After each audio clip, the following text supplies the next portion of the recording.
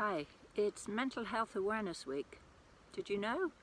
I didn't know until recently. But anyway, the week is focusing on anxiety. So what is anxiety?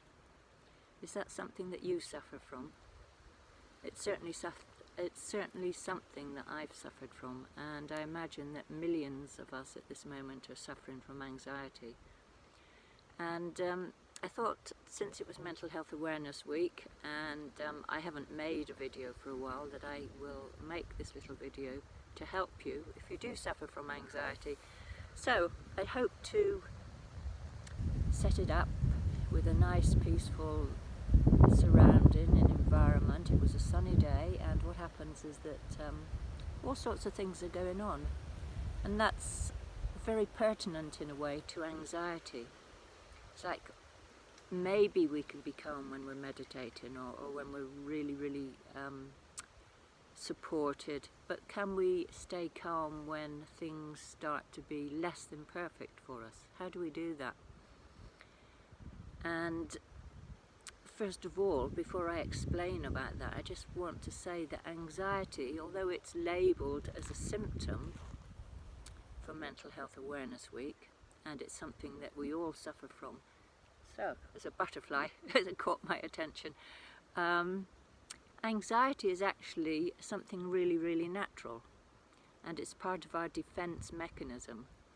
So when we are frightened by something, when there's a truly life and death situation, our primitive brain kicks in and overrides our thinking brain and immediately escalates our body's response to danger. So immediately our body is flooded with a lot of adrenaline, so that we're put into the fight and flight reaction, so that we can run from danger or fight our way out of danger very quickly. Well, anxiety is what happens when we're in this response. So in this way, it's not a negative bad symptom, it's a natural symptom and something for us to be really grateful for. But anxiety that happens when we're not in a life and death situation, that's what I label,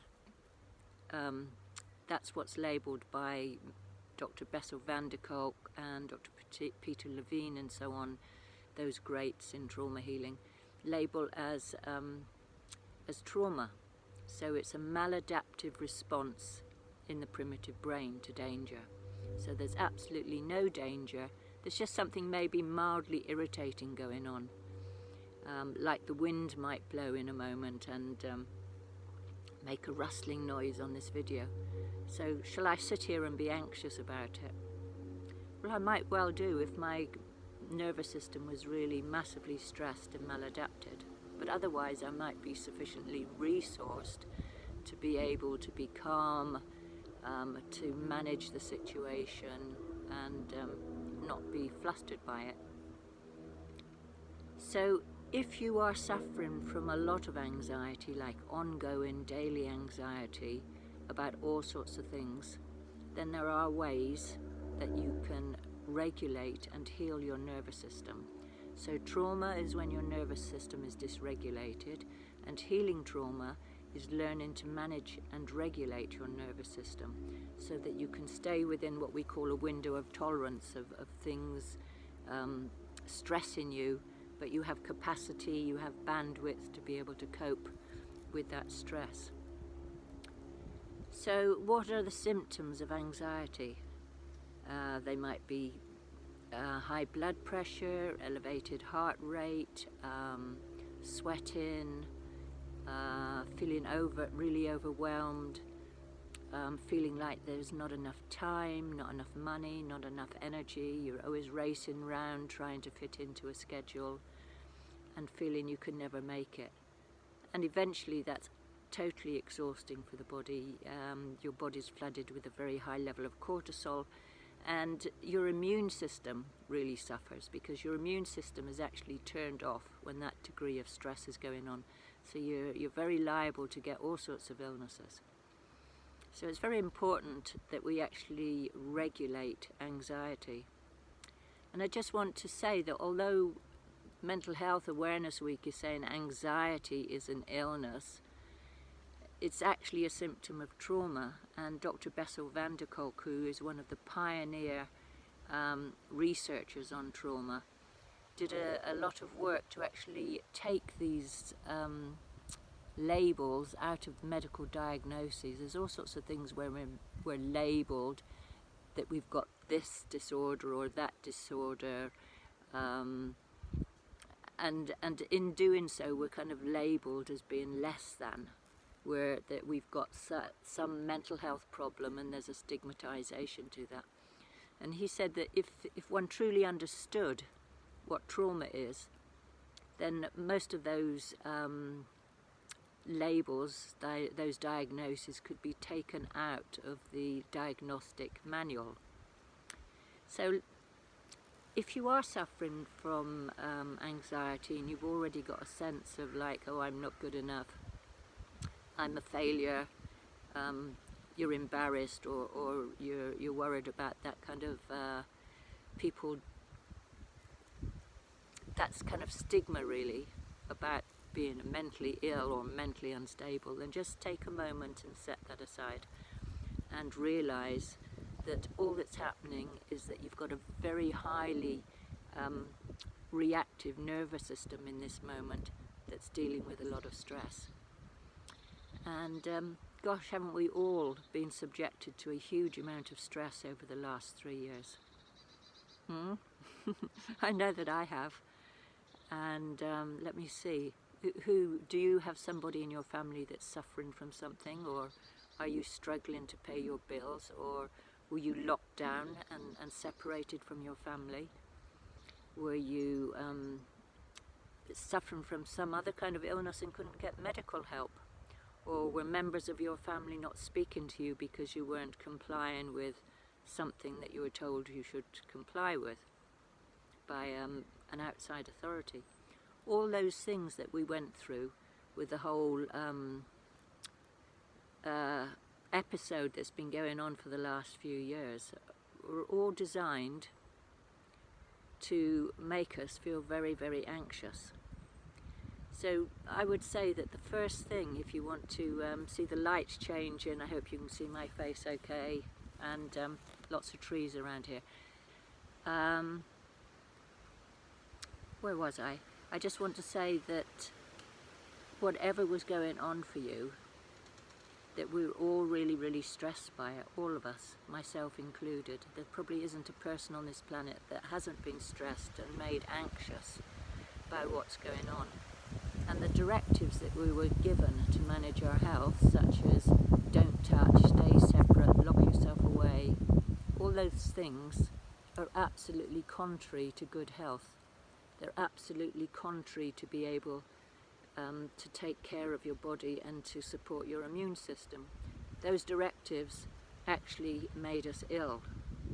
So in order to relieve anxiety, first of all, we need to have a good connection. We're tribal people. We need to be in connection with other people, particularly our loved ones. We need to feel held and supported. We need to feel seen and heard. And we need to feel safe. Above all, we need to feel safe. So if you have high levels of anxiety and you want to bring it down, the number one thing to do is to stop watching media. Stop watching television. Stop watching any kind of thing that elevates your nervous system and makes you feel stressed. Well, it's easy for me to say stop, but it could be that doing those things is a resource for you. There's something that you go to, it's an habitual thing, and in itself it's kind of soothing. So it's about being aware of that and perhaps weaning yourself onto things that can still give you that kind of support, feeling like a connection. If you're living alone and you want to turn on the TV or something, but choosing to watch things that are less stressful. So the other important thing in relieving anxiety is the breath. So Bessel van der Kolk talks about how 6 long out breaths, just really long out breaths,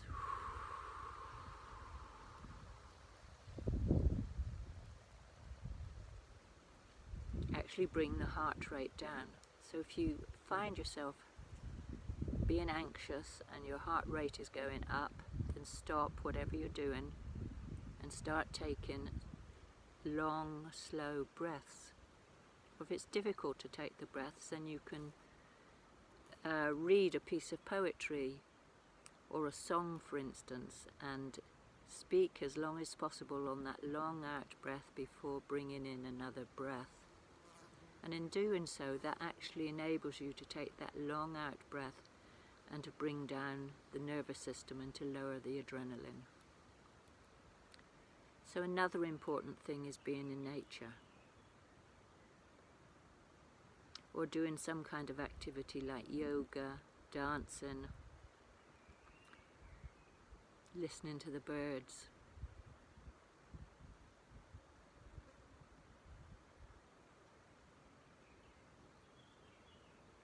So just notice your own body whilst I'm talking to you, and what happens as you listen. What are you actually noticing in your body? So it might be that you don't notice anything in your body, and that also is a symptom of trauma. So learning to be in your body and to feel what's happening with your body is really, really important, and gives you the means to actually regulate your nervous system. So this is just a short video, and I have put together a trauma healing program. It's a 4-month trauma healing program, and it takes you through with daily videos that help you regulate your nervous system, help you tune into your body, and help you to heal trauma. And I have lots of other videos that you can listen to as well with information, but this online 4-month healing program is very, very in-depth, and you have a daily video from me, and I will take you through the breathing, the being able to ground your body, to be able to notice what's happening in your body, whether it's numbed out or whether it's highly stressed, and to begin to calm it down. So I hope that's been helpful to you, and just be aware again, if you have a stigma about mental health and that you have what's called mental health problems, that just throw that out, don't listen to that. What you have is that you need to spend more time calming and resting, nurturing and nourishing yourself. So, from my heart to yours, on this beautiful day, wherever you are, I just wish you really, really well, and I hope that this information is helpful to you. Do contact me if you need some help. Bye for now.